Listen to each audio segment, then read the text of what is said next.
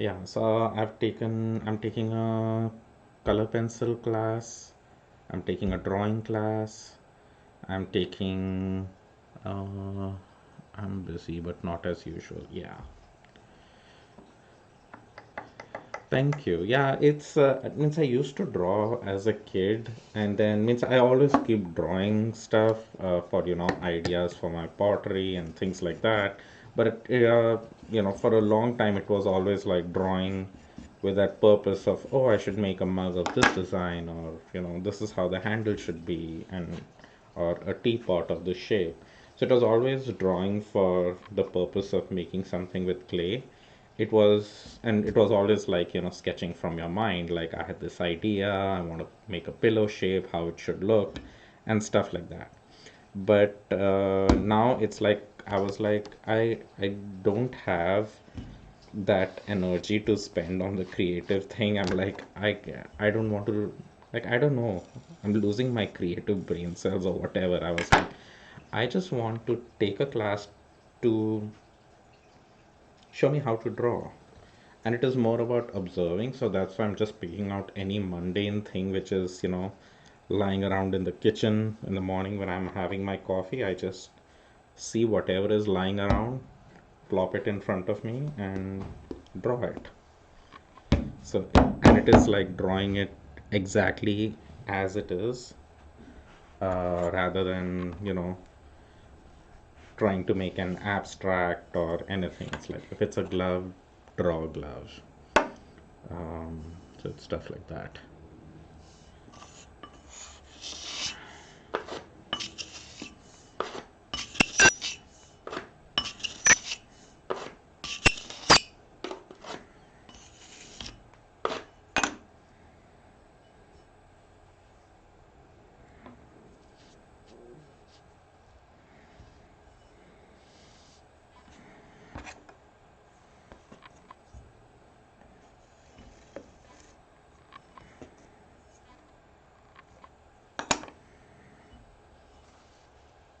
Yeah, it keeps my mind occupied, and plus at the same time, what I've realized that I don't have to think too much. Like, I don't have to come up with ideas as to what to draw, or oh, what if I do this, or what if I change that. No, I just have to blindly copy and draw exactly what's in front of me.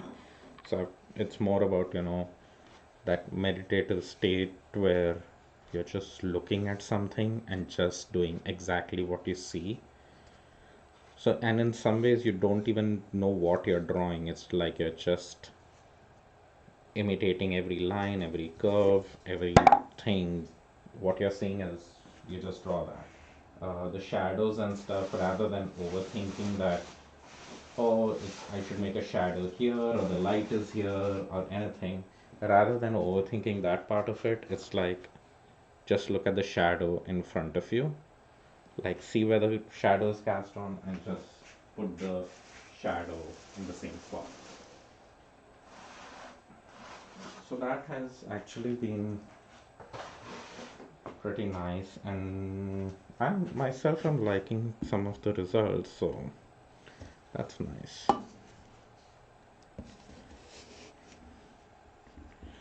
So see this, the clay, this one did stiffen up a little bit, and also because it is extremely thin to start with, because there were some slabs which are just very thin. And I just saw that, okay, there'll be some mugs which will be really lightweight. So occasionally, I'll sometimes roll out the slab a little bit on the thinner side. Uh, and because some people really want really light mugs, some people do like a little hefty mug. So there's something for everyone. And I can change the weight of my mug fairly easily by just, rolling a thinner slab. The only thing is the thinner slab dries much faster than the thicker slab. So I have to be a little bit more aware of that. And these are kind of on that verge that they were a bit too dry. They would have been fine yesterday if I'd just worked on them yesterday, like my initial plan. But I got lazy. I was like, they can wait another day.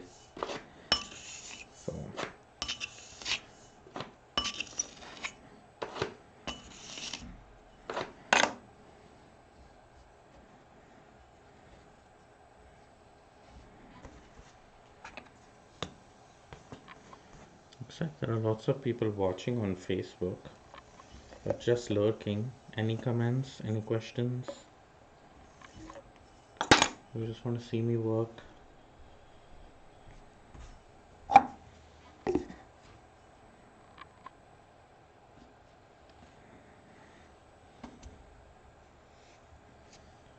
be interesting to see. And usually the mugs which are on the edges of my board do dry faster than the ones towards the inside because, of the coverage with the plastic and all of that. But so when I'm making these, I kind of move them around. I keep the outside ones back on the center so that it all equalizes. There are all these tiny little things you kind of tend to think about when you're doing stuff in production.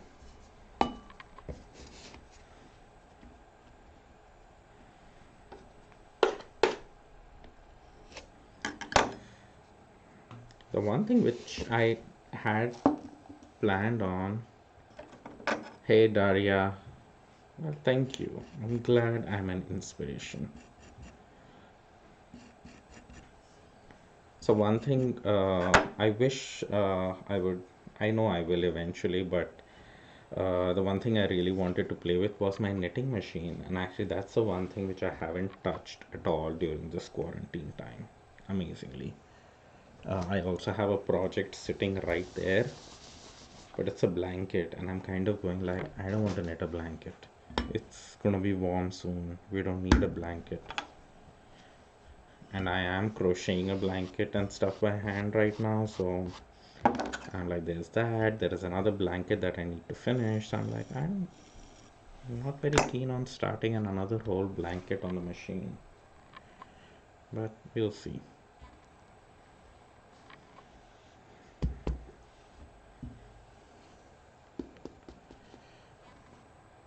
I'm still working on the big blanket, yeah.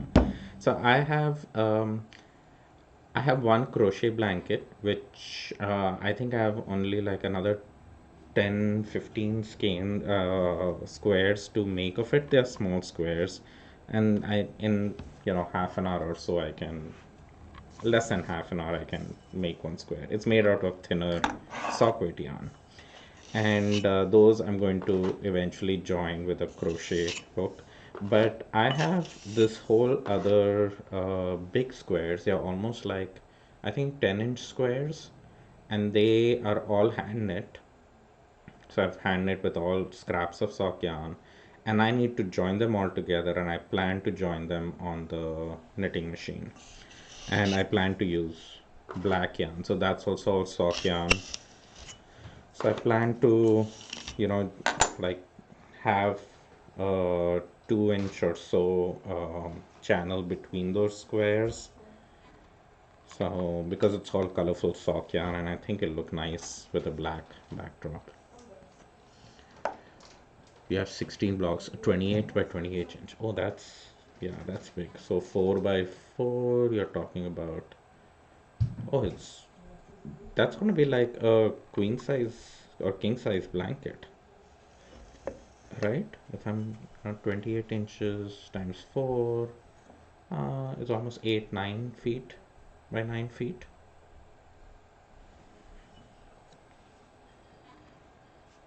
Yeah, that's a full on blanket. King size blanket, yeah. No, the blankets I'm making are, uh, they are they are not full queen size. Well, one of them, the one which I have hand knitted, and I'm going to join with a square with the on the knitting machine. I think after I'm joined with it would make a decent size single person blanket, which could probably cover the top of a queen bed. So it would look nice on a queen bed. I don't think it's big enough to have two people in it. So hi Terry. Yes, so this is a visual demo, if you can call it that. It's you can see close up of what I'm doing, and if you have any questions, feel free to ask. And this is going to be line, oh, in faux fur. Oh, that'll be fun. So it'll be all nice, soft, and squishy on the other side. Weighs a ton, yeah. Yeah, that's the thing. It's like that's why I've now resorted to making like fingering weight sock yarn blankets. Hey Lance, template. Yeah, let me show you my template. So that's the template that I use for my tapered mugs. So what it is it's basically this curve is parallel to this curve. So think of this as a big circle with a diameter of say maybe like 30 to 32 inches. So that's that curve, and then 5.5 inches is where the next curve is up here. And then basically what you want is then you draw lines from the center out here. So it's basically part of this circle that's running around. That's essentially how I look at these templates. I hope that makes sense.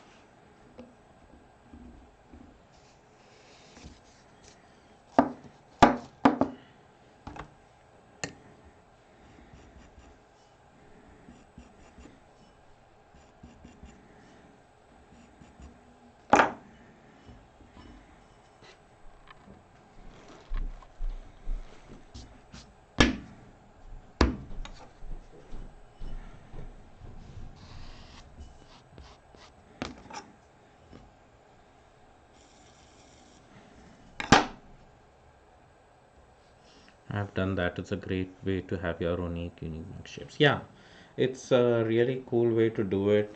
And then if you want to do things in parts, like, you want to have a separate bottom piece of a different curvature, you can use that same circular template and just cut or smaller diameter or a bigger one, and it'll give you a different angle and a different shape and a different curve. So possibilities are very endless. Like if you can construct it with paper, then you can make it in clay. Think of it like that.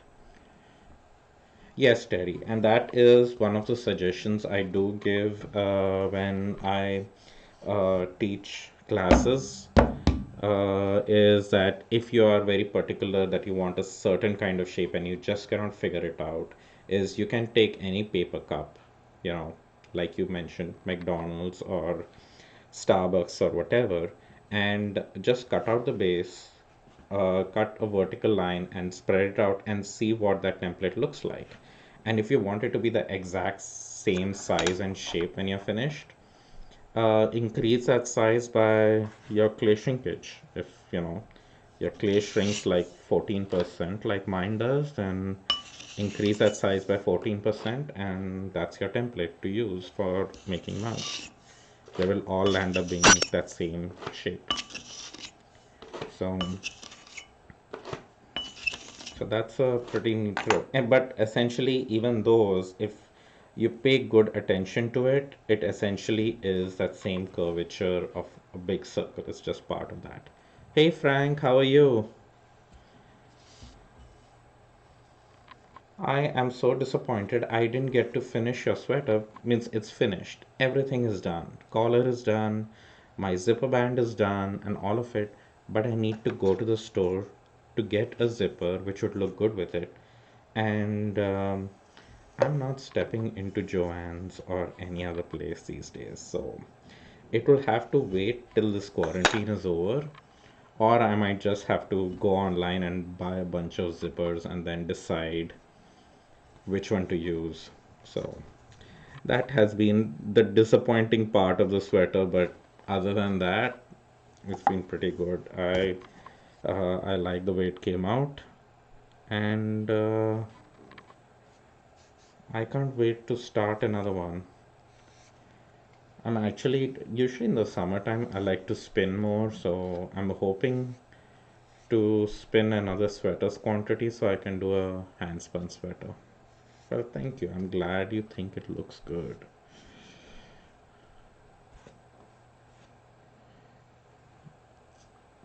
Oh, thank you. You have done the Starbucks mug. Yeah, it's just something very simple. Like when people don't understand the concept, like how did I come up with a pattern for a mug or something? Like I explained, this is the way I do it. But if you want like very basics, is just take a mug that you like and you a paper mug and you can cut it open and see how it's formed. And once you make that first mug like that, and you think that, oh, actually, I would like it taller, I would like a bigger vase, or I want to make a bowl out of it, you just know that this is the way you cut a template essentially. Hi, Quina. Oh, you haven't knit on your CSM? I did knit on the CSM, but I just knit tubes for some orders. People send me sock yarn and I make tubes for them. So I did a few of those. And I had plans of, I still have plans of knitting on my CSM with lycra in it. So I did get the lycra because 64 stitch sock on mine to means it fits well if I do ribbing, and but I think if I add lycra, like somebody sent me a pair of socks they made on a 72 stitch cylinder with ribbing, and it fits so well. And I said it's not possible for a 72 stitch to fit my foot because I find that even the 64 stitch at the tightest tension to be a little on the looser side, but this fit like perfectly. So I asked her, I said, okay, I don't know what you have done here or what's going on. And what she mentioned was that she used Lycra. And I'm like, okay, so then I have got to try a sock with Lycra and see what happens. So I haven't got around to that yet, but it's at the back of my mind of something to do. So hopefully I'll do it. So like I was talking about the previous template, um, the smaller mug which I'm making right now is a different template, but it's essentially that same template but just upside down and slightly smaller in size. So that's what makes a mug which is shaped this way versus a mug that's shaped this way. So that's the difference.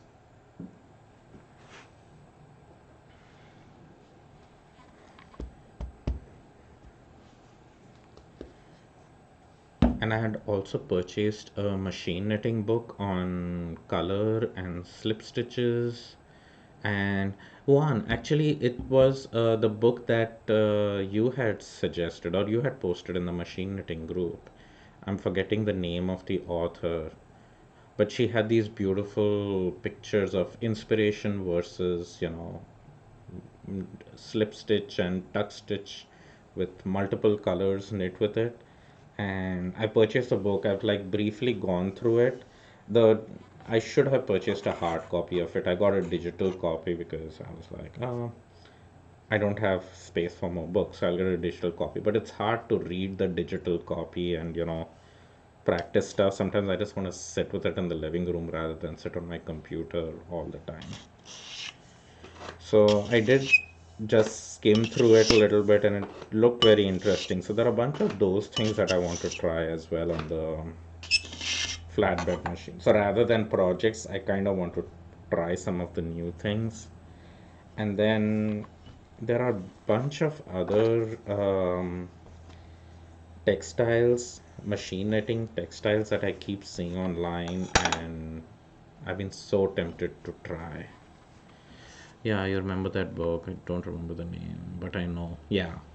Yeah, it was such a striking thing. I just like looked at like a brief description of her website and her Instagram page, and I said, yes, I need to learn how to do that.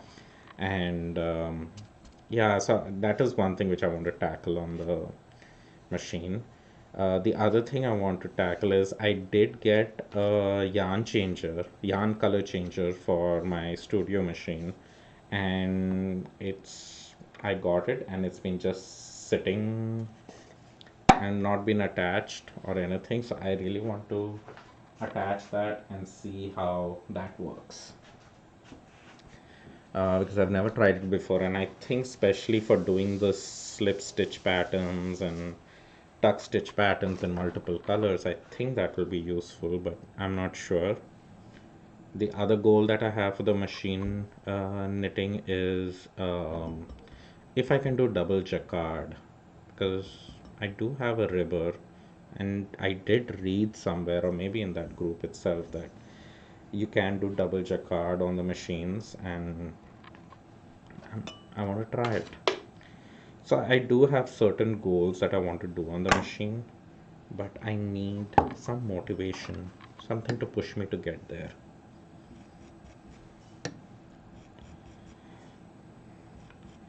And sometimes you kind of learn things, or push yourself to learn things when you actually have a project that you have to work on, rather than just learning a technique for the sake of learning a technique. So that hasn't happened, but I just really want to get on the machine and see how those things work. Wow, lots of people on Facebook today, but very quiet people on Facebook. So silent.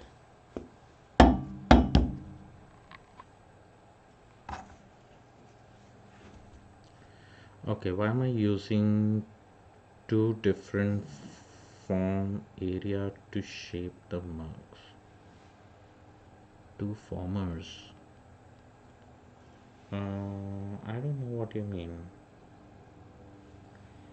You mean when I use these cups, is what you're asking about? Like, why am I using a blue cup or this cup or whatever?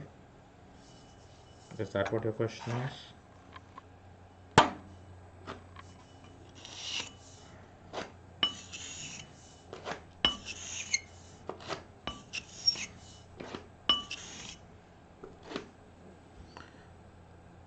Yeah, the plastic. Okay, so essentially these are not thrown on the wheel, right? These are all hand built, and clay does have a memory, and since these were flat slabs, clay tends to go back to its original state. So I have to keep reminding the clay to be round, and the way I do it is whenever I'm lifting the piece or bringing a piece to work on it, I kind of use these so that I don't distort them for one thing, and also I kind of remind it to be round. So I just do a slight twist, pushing down so that all the clay particles and the mug again gets rounded up. And I have to do that on the top and the bottom of the piece. So when I'm attaching it, so now right now I'm finishing up the mug. So now when I'm cleaning up the bottom out here, I leave that in place so I don't distort it.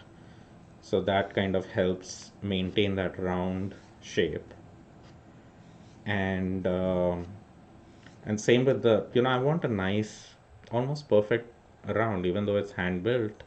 I don't want that to be like a weird oval shape, or any shape that I have cut up. So when I get a piece uh, to work on, I first place it upside down after I've cleaned my board.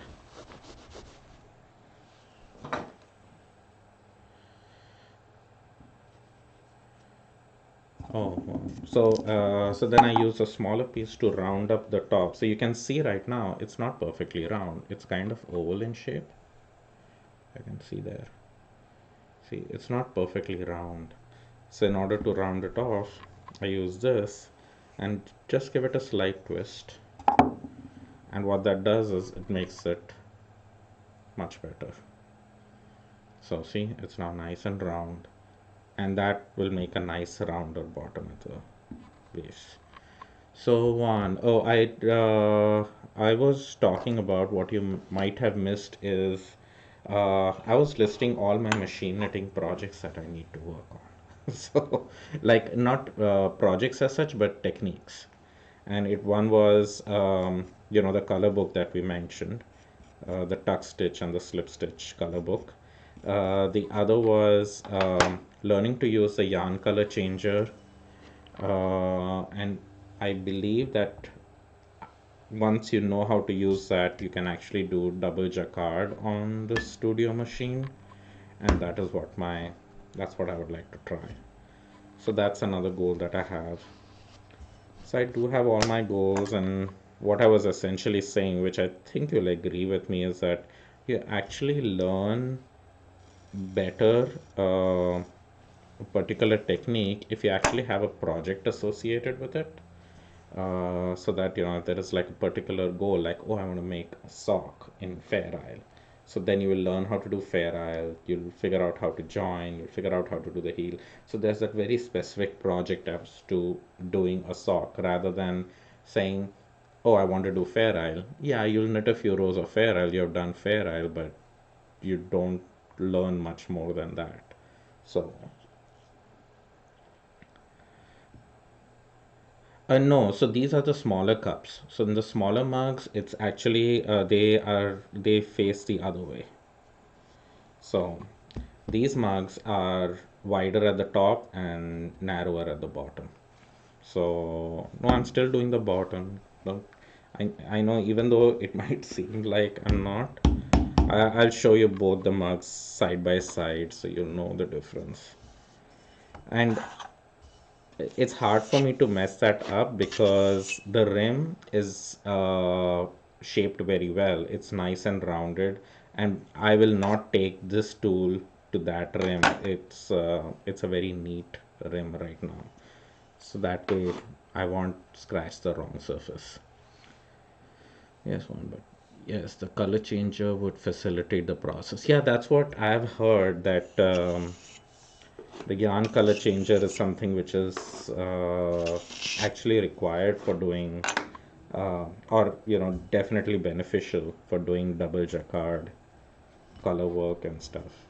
I don't even know the logistics of what double jacquard really does. So, so that is one thing which I really want to learn and figure out how to do, then how to make pattern sheets for it. So yeah, Terry, if you're looking now, so that's, put the mug on this side. So that's the regular bigger size mug that you are looking at first. So yeah, in that the wider size gets scratched up, but in the smaller mugs, the narrower side gets scratched up. So again, depending on the size and shape of mug you want to make, you can scratch whichever side you need and make a mug of that shape.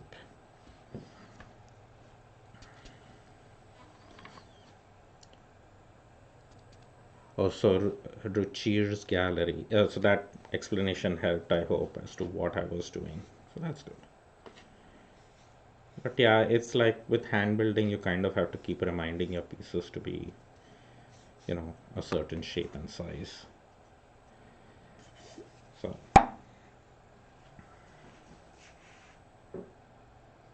and why I have different sizes and shapers for all of that is because my mugs are a different size top and a different size bottom. So, yeah. So I had a custom order for some small mugs, so that's what I'm doing. I think I'd order for two, and I have two more I made extra. So just in case somebody wanted a smaller mug, so I would have some extra in stock. But if you want it of a particular color, you all can always order it online so that in the next glaze firing, I'll glaze it of that color. Oh, good.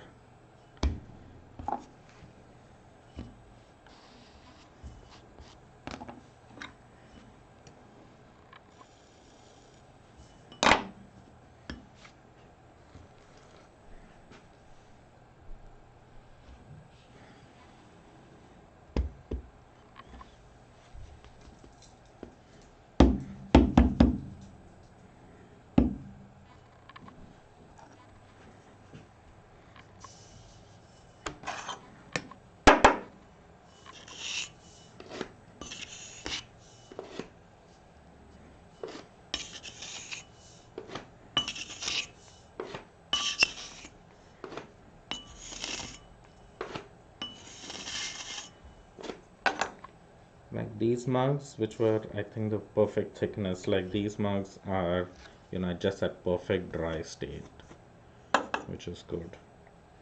That way I can, I know they will secure easily. It's easier for me to scratch the surface. I can see even the top right now when I'm turning it around, it's not perfectly round.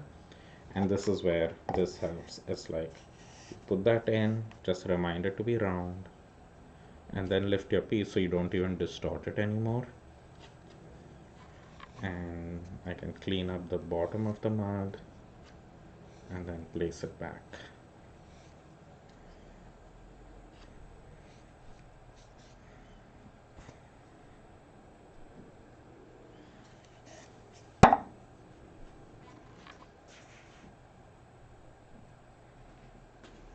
Got an embroidery mug here.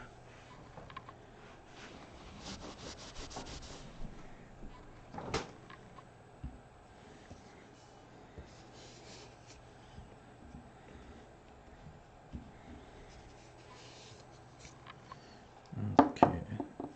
So no coils needed to join the base. So yeah, wicket cracking. No, I have been making these kinds of mugs, hand building, for around, oh God, don't remind me, 15 or 16 years. Means I used to throw a lot on the wheel earlier, but then I took to hand building. So I understand this particular clay body, and how to work it, the timing of how wet or dry the clay needs to be, where I can join this. Like I don't need slip, but how wet do I need to make it? Like all those things come with when you actually keep working with the same clay body over and over again, so you know its limitations. There might be some clay bodies which do require a coil and things like that, but like initially, I think when I used to hand build, I used to add that additional coil or do extra scratching and all that stuff. But over the years, you keep testing its limitations. And now I go like I can get a very clean edge. I don't need to add an additional coil. And I have very rarely gotten a crack. And the crack and all usually happens if the top of my mug is become extremely dry and I'm trying to force a real wet piece on it. Those are the reasons why things will crack. And at those pieces, even if I add a coil, it will still crack. So, and that will crack even before I put it in the kiln. So it's not like, I fired a piece and then after firing and glazing, then it's cracked or anything. No, I will know there's an issue way early. And actually, if the mug walls are too dry, I sometimes don't even bother attaching a base because I know it's not going to work. So, the whole thing about sticking pieces together and all, I know as a rule for hand building, we have always heard about score, slip, add coils, and all of that.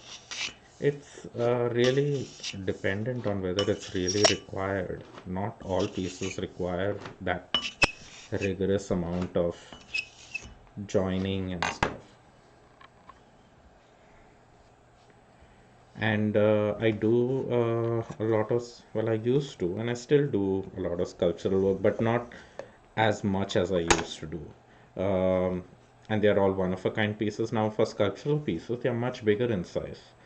On those pieces, I will add a coil because, it's a lot of work put in. And if I have an added security of a bit of coil, not bad. For mugs, I have to make so many of them. If I started attaching coils for added security, it would take me like twice as long to make the mugs. So, yeah, I don't bother with putting coils on mugs. So you kind of have to even justify, how much time you want to spend on a piece. Anyway, as hand builders and or any kind of maker, right? You spend so much time with whatever you're making. So if you can, I'm not talking about cutting corners, but I'm saying, if you can make things efficiently without doing a whole lot of extra work and without jeopardizing the quality of the work, I should totally go for it.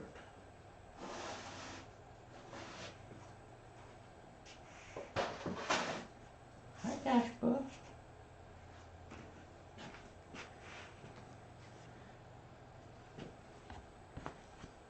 Casper is sitting all clean today. My dog Casper, he got a shower today. He got a bath. He looks so handsome. Yes, you do. But now he's sitting on the studio floor. But fortunately, I did clean the studio floor yesterday, day before. So, you know, it's he's not covered in clay dust now, so that's good. Otherwise, that's another problem because what's the point cleaning him if he's going to just sit in the clay dust? So the studio is clean, he is clean, he can sit wherever he wants.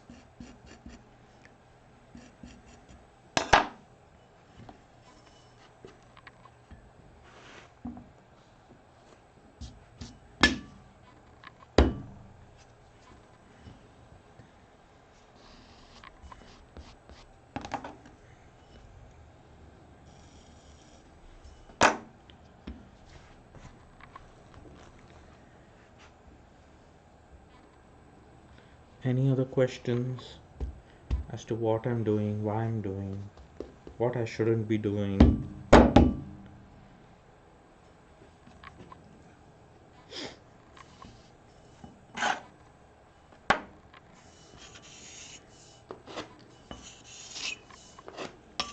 So the embroidery mugs, some of them are custom orders. These are always fun to make.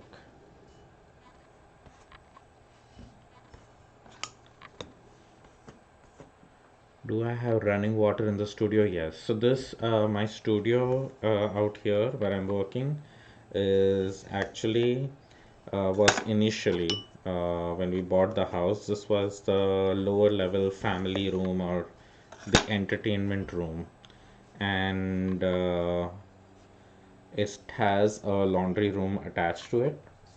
So that was one thing which was nice, that if I wanted, I can, I have a separate door out here which goes to the backyard. So sometimes in the summer, when I used to throw on the wheel, especially, I used to throw my pots, I could take it out in the sun to dry. Hand building, you cannot do that. Hand building stuff will just crack if you force dry it like that. So, so yeah, we converted the family room into a studio, and this is where we are now.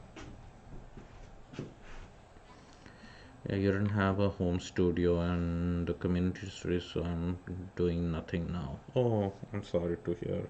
I actually, for several years, almost I would say around the first 4 or 5 years that I was doing pottery, I was always doing it in a co-op, like a community thing, and we all used to just rent a building or a floor, and we all used to have a space there. We had kilns in which we all used to fire together. I'm sure it's a similar space for you. So so that was good. And then what used to happen is that landlords never liked us because we are messy. So, oh, I'll get to your question on the water setup. So yeah, so then it's, I think, after the fourth or fifth studio or something, I couldn't commit to any show or anything because landlords used to kick us out, and then we were close to getting our green card and citizenship, so we had not purchased a house then, but everything happened around the same time that we got a green card. The last studio shut down, so I said, okay, let's buy a house now with a studio in it. So that since then, this has been the studio space. um, so regarding the water setup, so one thing that's really important is you don't want clay water going down your drain. I actually wrote up an article for Pottery Making Illustrated, I think in 2000, this would have to be 2004. 2004 or 2005, around that time, where I've made my setup, and there have been several people who have used that same setup. I have been still using that setup. So since 2004, it's been 16 years, and I still have the exact same thing. I haven't replaced anything. Uh, and it is a two bucket system, uh, where it does get drained into one big bucket, and it has another small bucket inside. And if you DM me privately, Ruchir's gallery, then I can point you to that article. So, as to how to construct your sink trap. Yeah, just DM me, and then uh, I will remember to send you a link. I don't think, I think on my previous website I had a link connecting to it, but I think when I set up my new website, the article was so old, so I was like, nobody needs to see that now. But it's a pottery making illustrated article that was published with, it has pictures, diagrams, how the whole system works, how to attach everything. And the reason why I came up with, and I had some particular design features added in. One was the fact that, we had moved studio every year, and we always had, the 5 gallon bucket sink traps, and they were always located under the sink. And the problem was making connections to a round bucket were always hard. They always leaked. So that was a pain. So I changed that by using square buckets, like, big Rubbermaid buckets. The other problem with the 5 gallon buckets was that you couldn't see exactly when it was time to change. The thing you would know because, the whole water would be overflowing. I changed that concept by using a transparent bucket so you could see through. You could see the clay settling down, which gives you a lot more peace of mind that clay is not going down your drain. So that was the other advantage of my design. And then there was another advantage where instead of having it under the sink like most of the sink traps, you just think that, oh, water is coming down, it should go under the sink to catch everything. It was always a pain. You always had to remove all these connections to remove that bucket out and get all your clay crap out from there. So my way, it does take a little extra room because the sink trap is actually set to the side of the sink. So the water actually goes from down the sink and then goes on the side and collects on the side. So when I need to clean it, I just have to pop the lid out of my bucket, and I can clean it up. I don't have to remove any connections. I don't have to do anything. It's just a matter of, I can see visually when it's time to clean because the bucket is transparent. And then I can just go ahead and pop the lid open, clean it out, put the lid back on, and it's functioning again. I don't have to unscrew anything. It's all just really, it does stink. There is no solution to that because it does have standing water in it. And when water is sitting like that, it, especially dirty clay water, it is going to smell, but can't help it. And a very simple method, especially if, you're trying to just make do by having a small temporary studio setup, like because you said, you might have to do something at home and you don't want to go through this elaborate sink setup thing, is to use a two bucket system or a three bucket system for cleanup, where you basically have three buckets of water. You clean in first, then clean in the second, clean in the third. The first bucket, like, wait till all the water clay settles down, and then just you're free to take that water and give it to your plants and trash everything. Just don't throw things down your drain. So that way you don't use up that much water, and it still works. So, yeah. Can you put bleach in the water for the smell? I have put bleach in it. It really helps only for a little while. After that, it's still stinky. So, especially if you have a working studio, it's like if you're going to keep putting things there and the water is collecting there, even if you put bleach, then, it kills the smell for some time, but then it smells of bleach. So it's not like it's a permanent solution. And once that, and, after working for another 2 3 days, you have to put more bleach. Yeah, the three bucket system works really well. That's what actually in one of the studios, which I had before I had set up mine, that's the system we use because the landlord was very particular. He's like, I don't even want to see a clay trap system or anything. He's like, whatever water you're using, you dump it out. And of course, it's more messy if you're throwing on the wheel. Hand building, you're really not creating that much of, clay and slip and all that stuff to worry about. So, and I clean my sink trap once or twice a year. Uh, so it's not bad, and it takes me like around half an hour to clean it. It takes time, but it's not very bad at all. Uh, let's postpone for 4 hours. Okay.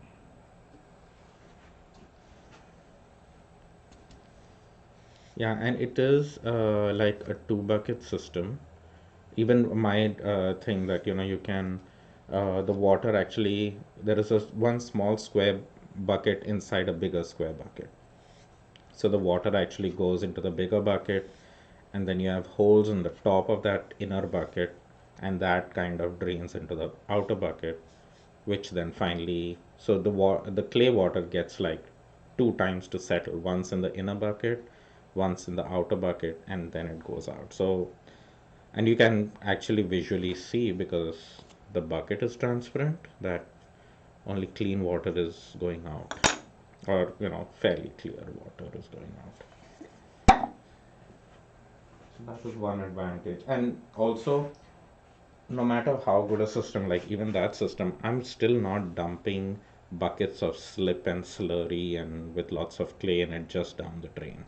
I still, I have another, actually, it's kind of a three bucket system still because I do keep a bucket to catch all my really thick slurry kind of clay if I have any. And then once that settles, I drain the water and I just throw the settled stuff. It's hard to have like a 100% working system because it's still clay. You don't want to send it down your drain and have other issues to deal with.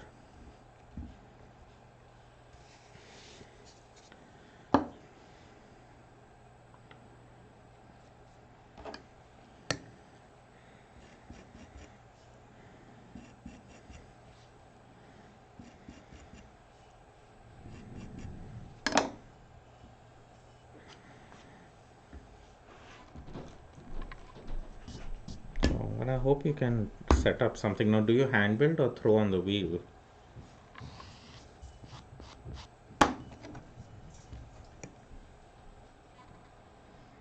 Oh, I'm glad it helps. I hope you can figure out a setup somehow.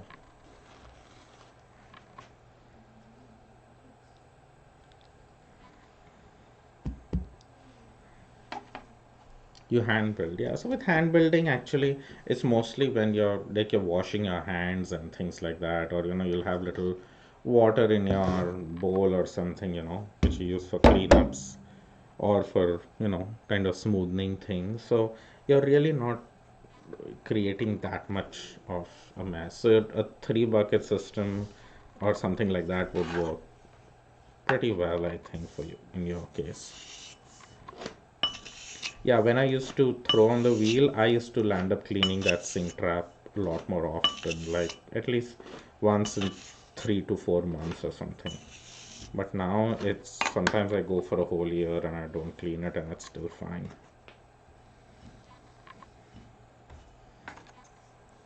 Yeah, hand building doesn't create that much of a mess.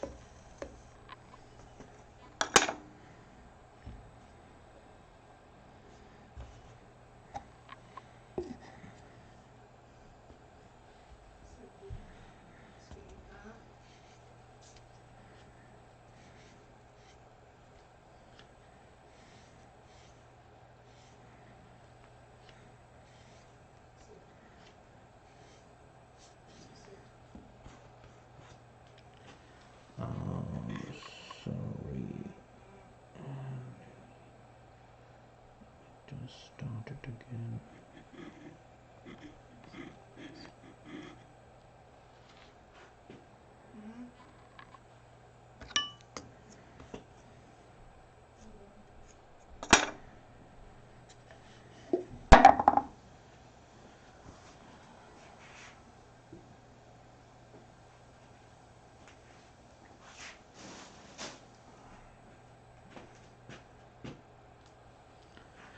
Sorry, I got disconnected earlier. I had crossed my 1 hour Instagram limit, and I wasn't looking at the clock to remind you that I would be cut off. Hey, Halinets. It's nice to catch up with you at in Nancy's um, late night live stream.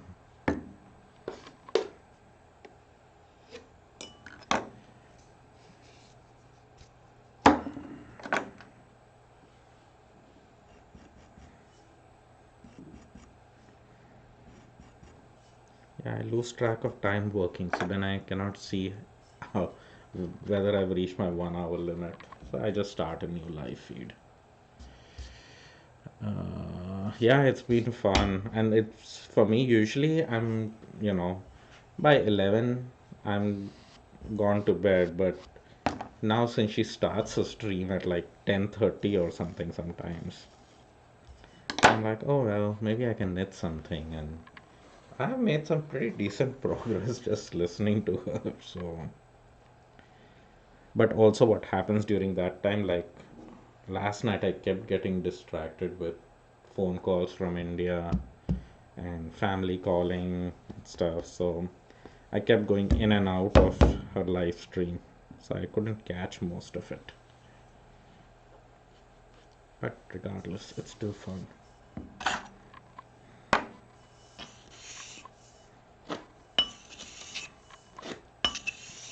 So I have embroidery mugs, I have knit mugs, I have jumbo mugs, I have small mugs. I have like three, four different kinds of mugs that I'm working on. And all of these are going to go in the kiln next. Some of them are for orders, but I'm making extra so that other people will have a chance. Yeah, you're new to all this, but you're enjoying this. Yeah, that's the point. Just enjoy it, enjoy the process. If you like working with clay, just work with it. Went to bed early last night, so I didn't join. Yeah.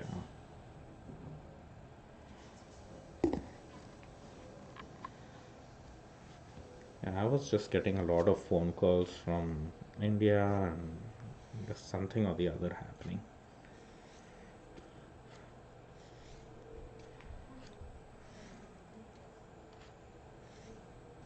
Or was it the night before? Last night, I think even I didn't join.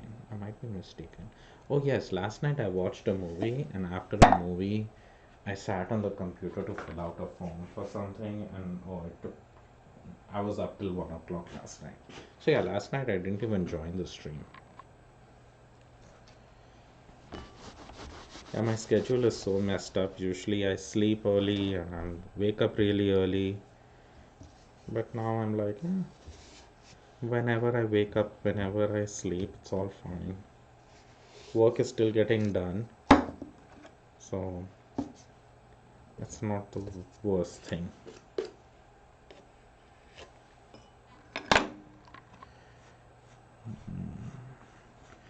Yeah. Oh, where are you at, Ruchirs?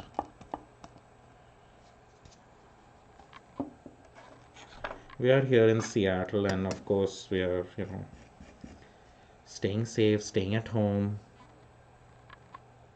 Time difference from here to India is almost a 23-hour time difference.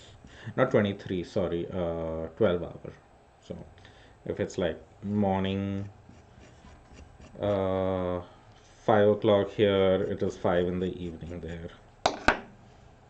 So like just exactly the other end.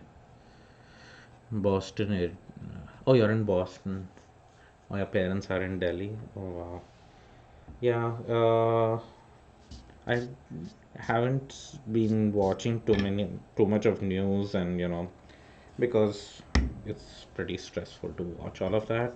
But yeah, the New York numbers scare me. I have family in New Jersey and extended family, and then I also have family in California and Dallas and everywhere. So I hope Boston is faring well during this time, and people are really enforcing the stay at home rules.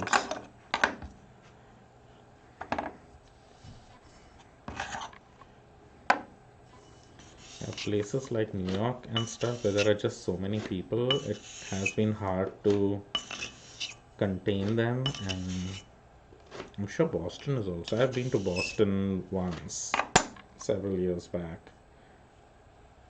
and it felt very much like New York. But at that time, I was coming from a very small student university city, so everything was huge from compared to that. Yeah, staying at home, no schools are open. Yeah, that's the only thing we can do. That's the situation here. Everything is closed. It's it's weird that it's not really closed. Like schools are closed, yes, but when they said okay, only essential businesses, almost all businesses are open here. Means they are offering curbside pickups and stuff, but um, it feels like everything is open. Like craft stores also, I heard they are open, and they're like, oh, you can do curbside pickup and stuff. Like outside Joann's and stuff too, there was a huge line of people standing outside waiting to get in. And I guess if they're selling fabric to make masks, it should be considered essential business, so it's fine. But it has been a little confusing for me sometimes to see what's essential and what's not. Yeah, I'm worried about India as well because the cases, especially, they are increasing there gradually. But if people really don't obey the rules and stay home, we're going to be in big trouble in India. Because clearly, if in the US, if we are worried about not having enough beds and everything for people, well, in India, for sure, there aren't enough beds for the number of people there. And in the initial days, people in India were taking it very lightly. And I'm glad Modi is taking the actions that he is and forcing people to stay home. People are getting fined, people are uh, made to do sit ups. A friend of mine sent me a video just outside where I used to stay back there. I'm from Mumbai originally. So the cops had caught somebody on the street, and as a punishment, they were making them do sit ups in the middle of the road. So they'll humiliate you so that you don't even think about stepping out, which is good. Anything to keep them at home.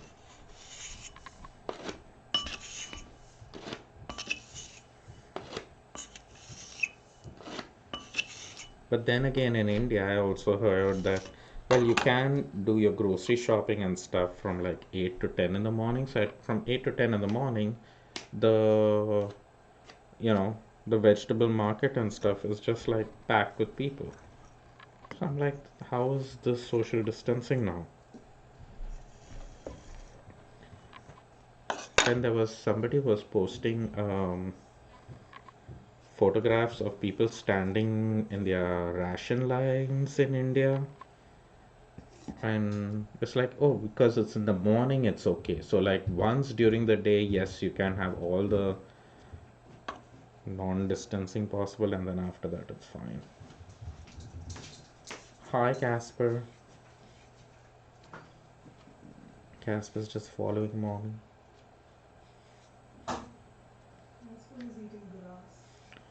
You're eating grass? Why were you eating grass? Are you a goat? Are you sheep?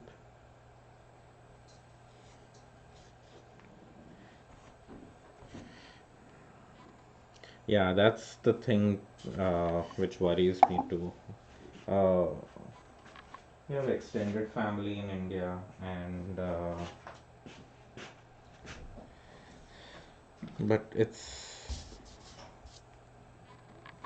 and they are also a little bit on that. Oh, it's only 20 days. After that, we can go out and do whatever we want. But it's like no, you still cannot.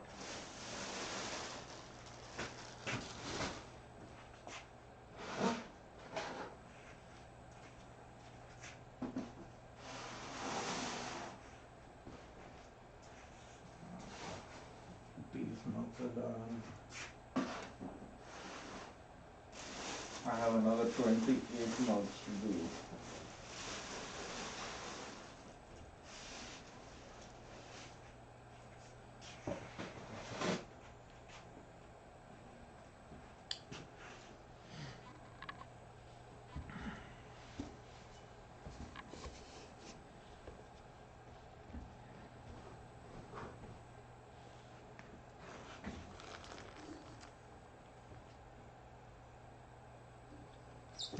Something went off into my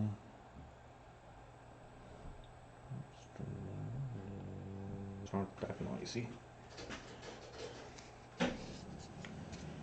The laundry is getting done.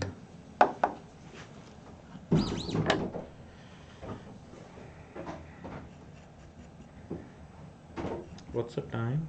It's 6:15. Anyway, I think I'm back online on Facebook, which had gotten disconnected.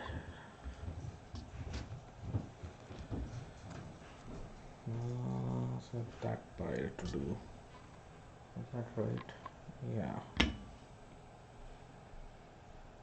That got in 1, 2, 3, 4, 5, 6, 7, 8, 9, 10, 11. Huh? How did that happen?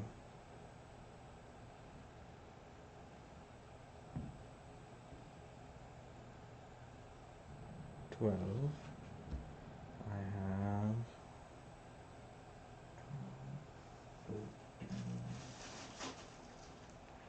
Okay, let's hope we have enough bottoms made for those marks.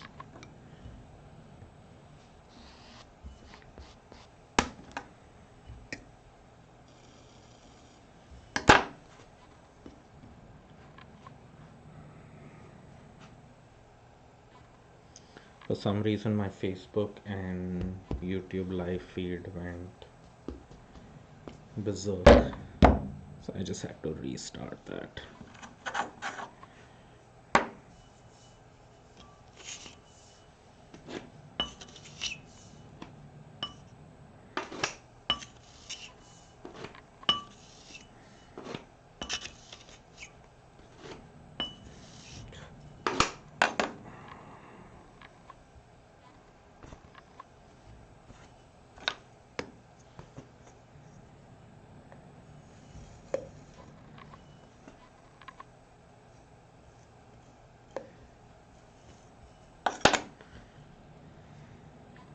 Anyone seeing anything interesting on TV these days?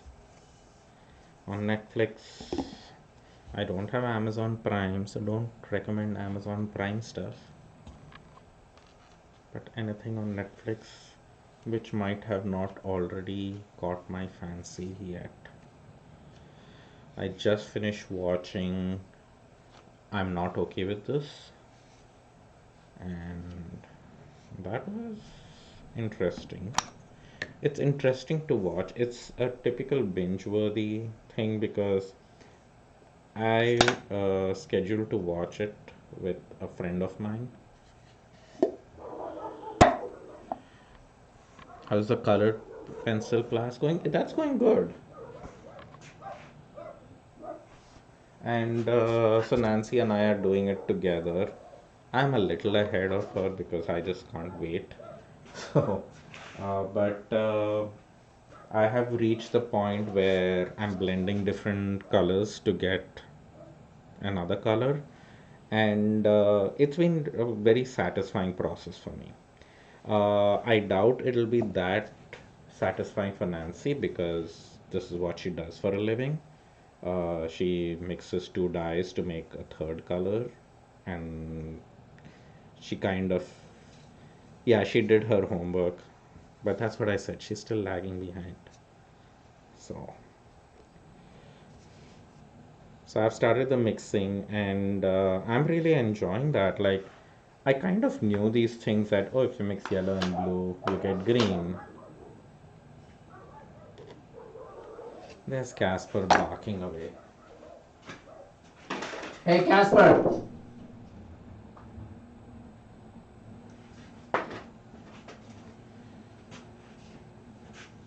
So, so yeah, it's like I knew always blue and yellow will make green, but it is interesting to see in the class how they talk about the color wheel and then which blue and which green would you join to make which kind, like which blue and which yellow to combine to make which shade of green. So that's what is kind of um, important to figure out, and like and actually seeing those results come in front of you, that's pretty amazing.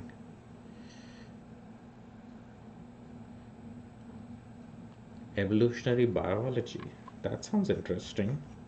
Like, is it like some kind of docu-series or I watch a lot of stuff. I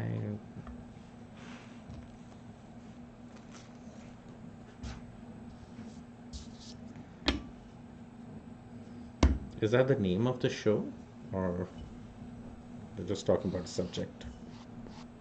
Pause due to poor connection. Okay, hopefully I'm back online.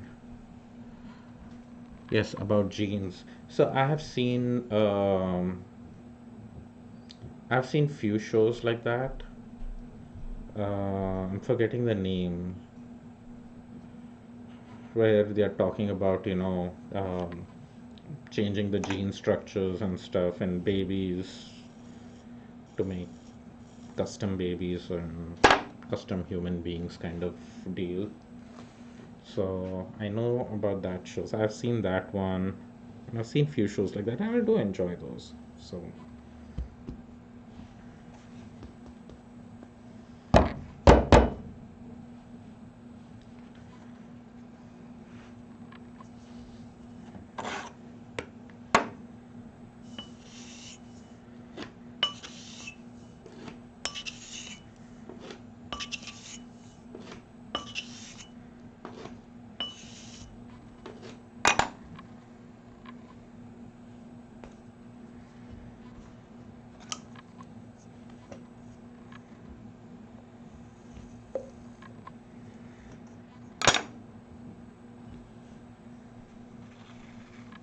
no, it's okay.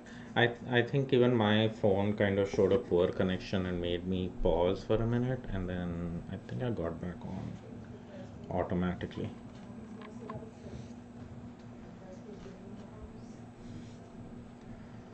Ooh, Casper got a scolding for barking at the neighbor's dog. So he's gonna be punished by sitting in the house.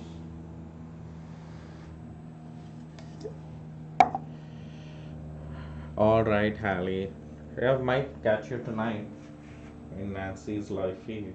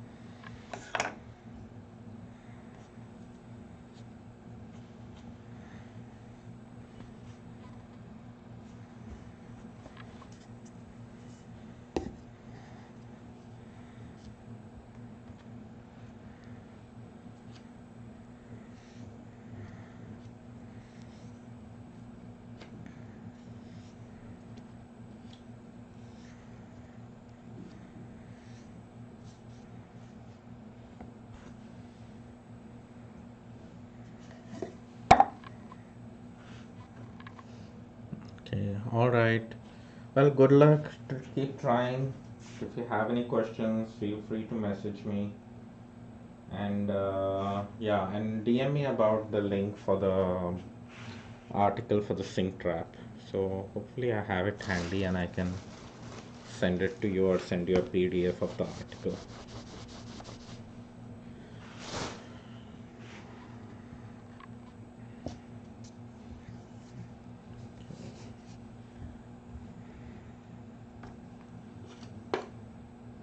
I think I'm gonna make these few more mugs and then I'm gonna take a break because this is getting very tiring.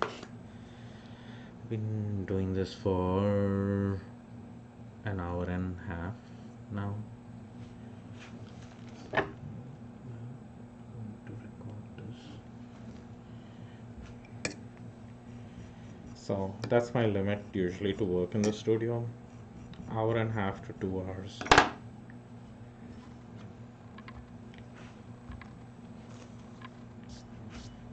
After this I do three more mugs and then I take a break.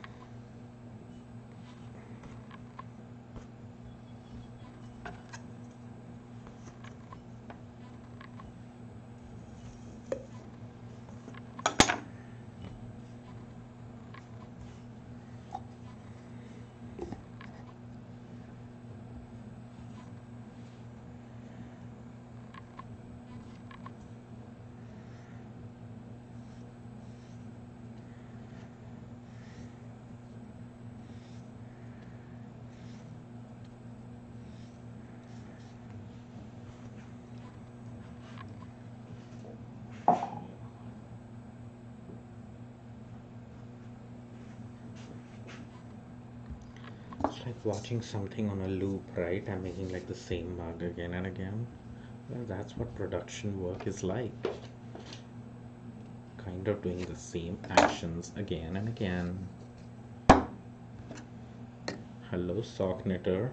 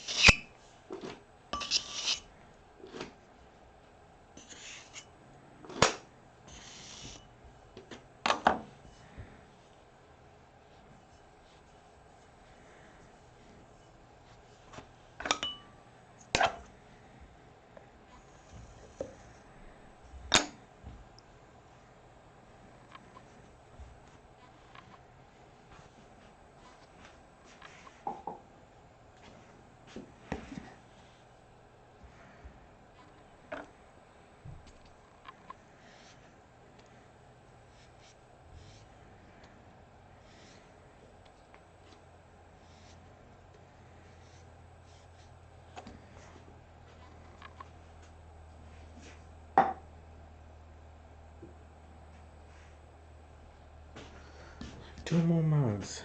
Get to take a break. Hi, Priya.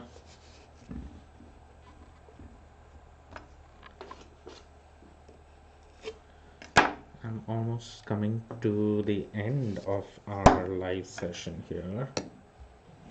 But if you have any questions or anything, feel free to ask. I have this mug and another mug to do. I've been on for almost an hour and a half, more than an hour and a half. It's been an hour and 45 minutes, I think. So I am tired.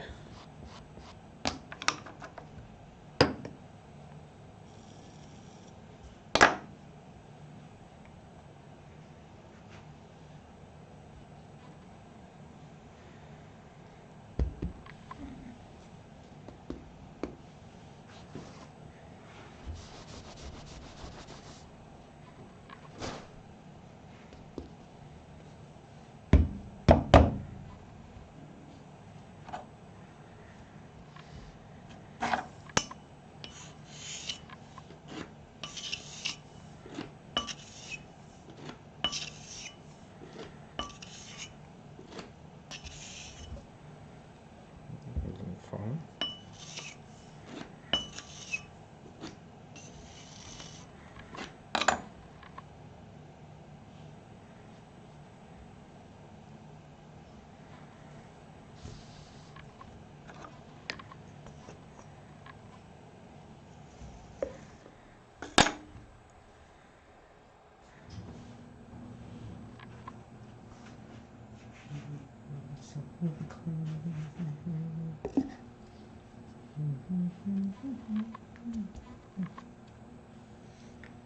It's so quiet. No questions today.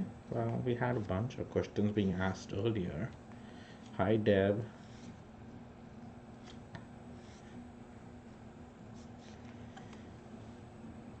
I am busy making mugs.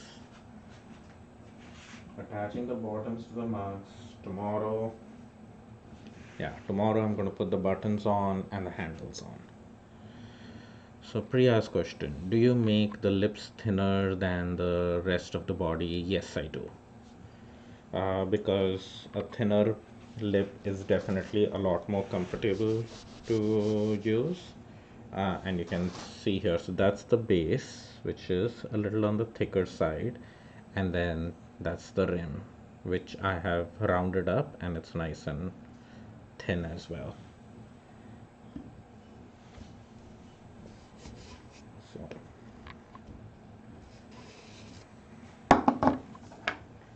and that was just to round it off, so it's nice and round and not like a weird wonky shape.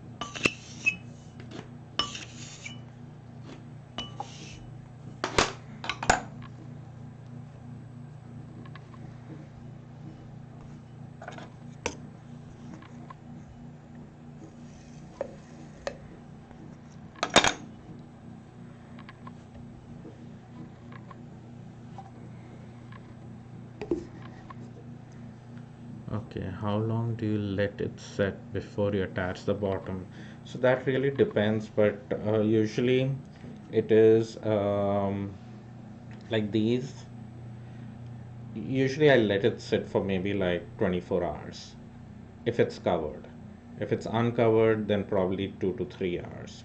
And but these were like the walls of these I made day before, and I was supposed to attach the bottoms yesterday, but I just got busy with other stuff and I was feeling lazy.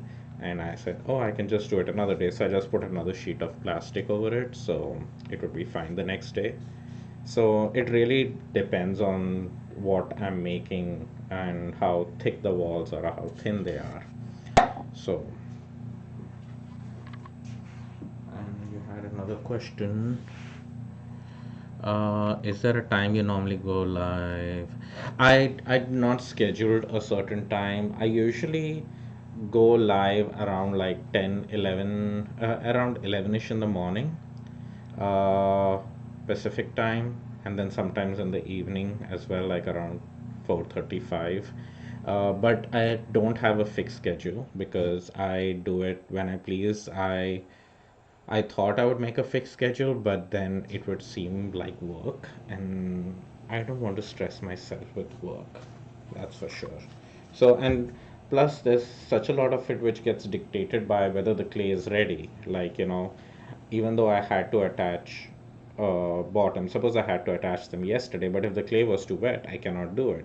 So, having a scheduled time and not having something to do at that time doesn't make sense. So, and then it becomes like, stressing over, oh, I hope the clay is dry by the time I have to go live. I don't want to deal with that. It's like when the clay is ready, I will know, and that's when I'll go live. So, keep watching. You can sign up for notifications on YouTube, on my channel, Creative Clay. And if you look in my bio on Instagram, there is a YouTube link and there is also a Facebook Live link. And if you do get notifications for that, you will get a notification on your phone whenever I go live.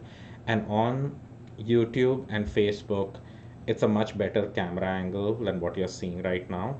You get a close up of the piece. So there are two cameras. There's one camera which is directly close up of my wheel here, and then another camera which is where I'm talking to you and I can show you certain things. So it's a much better setup on YouTube and Facebook. On Instagram, I just have to do it on my phone, and there's a limitation of an hour, so there are few limitations there. But other than that, definitely, yeah, keep a lookout, and hopefully I will see you back again soon. So take care, everyone. Stay safe, stay indoors, wash your hands. Bye.